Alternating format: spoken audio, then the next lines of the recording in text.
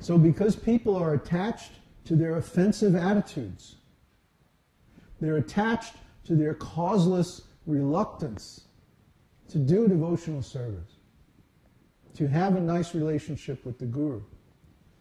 Therefore, even if they do some devotional service, they can't get the result. They block it out by holding on to these attachments that cause offenses. Try to understand.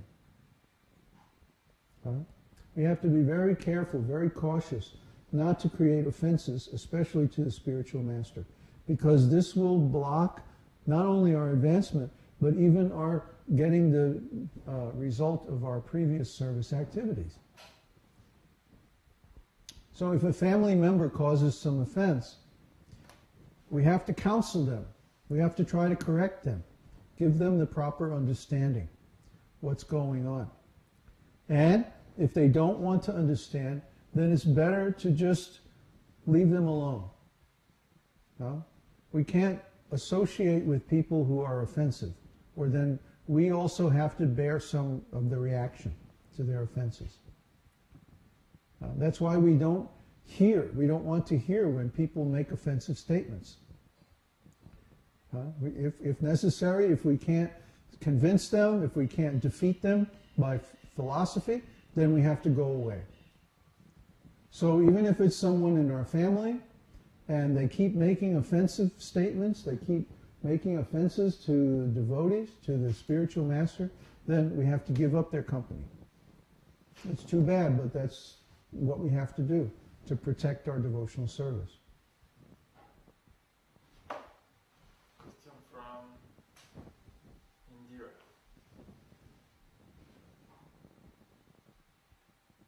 Is it said that a son can liberate the father and thereby the mother also? What is said for the daughter? It is said. Well, son or daughter, it's the same. Just like in, let me add something, just like the Shraddha ceremony. The Shraddha is part of the death ceremony, where when a relative, especially a parent, leaves their body, then the descendants, especially the sons, go to some holy place and they have a ceremony performed where food is offered to Vishnu, and then the prasadam of that food is offered to the deceased relative.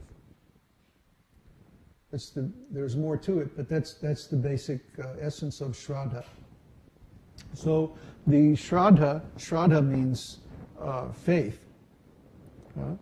By the faith of the descendants, then the deceased relative gets the result of that. They get the advantage of that devotional service. That can save them from being born in an animal body or in a ghost body or having to go to a hellish planet or something like that. So that's what Indira is referring to for those of you who don't know about those things, those customs in India. And yes, why not a daughter? Why does it have to be a son? If the son is incapable, then the daughter can do it.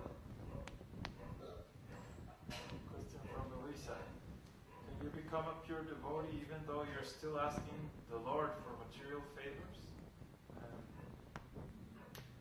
Even though these favors are for the benefit of spreading awareness about Krishna consciousness? Then they're not material. Try to understand what's the difference between spiritual energy and material energy.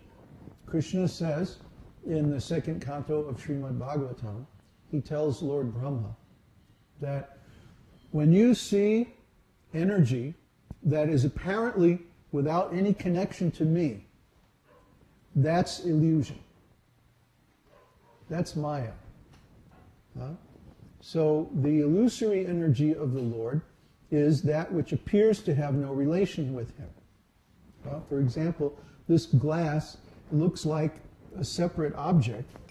See? It's all by itself. It's not attached to anything else, right? But to view it like that is Maya. It's illusion. Because actually this glass, the material for this glass originally comes from Krishna.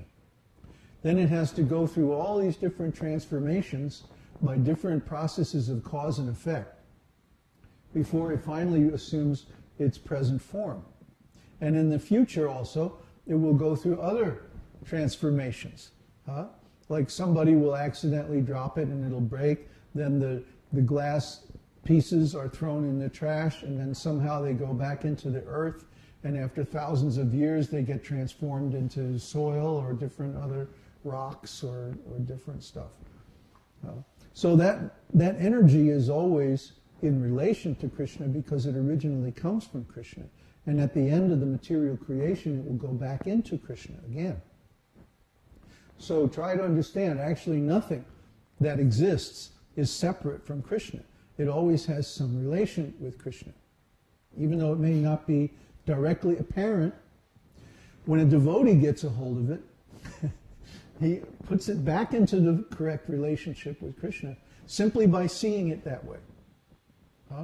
For example, let's say we are looking for a piece of land, and we come across this wonderful, perfect property, just right for a community. Now, if I'm a devotee, I'm going to say, oh, this land, it's perfect for Krishna's service. We can make a temple over here. We can make a preaching center over here. We can make a kitchen over here. Please leave the door open. For offering food to Krishna, we can do all this. Here's a place for a school for Krishna's children. Here's a place where we can have an ashram for Krishna's devotees, and so on and so forth. See, everything that we see, we automatically think, how can I engage this in Krishna's service?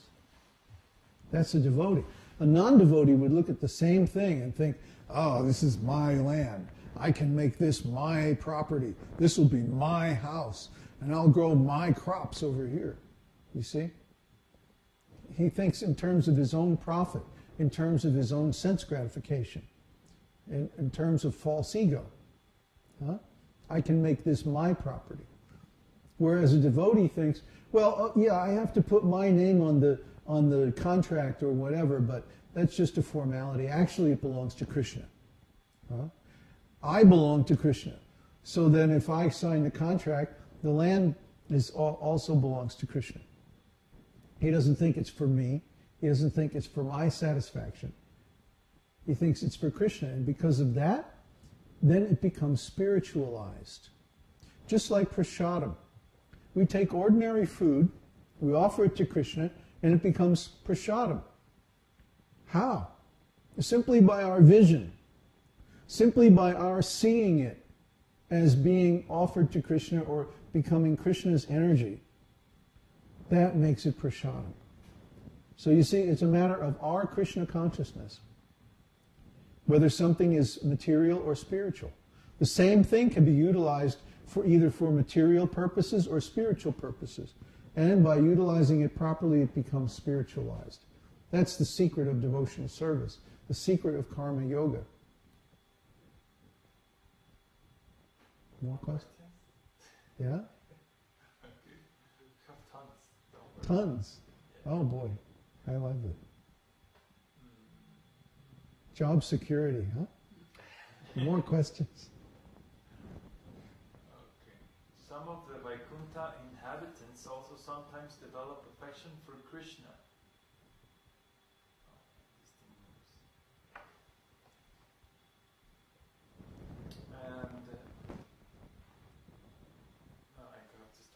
Some of the Vaikuntha inhabitants also sometimes develop affection for Krishna. They do? Promoted. Wait a minute, slow down, slow down. If someone is in Vaikuntha, that means they're in their eternal relationship with God. That's how you get to Vaikuntha.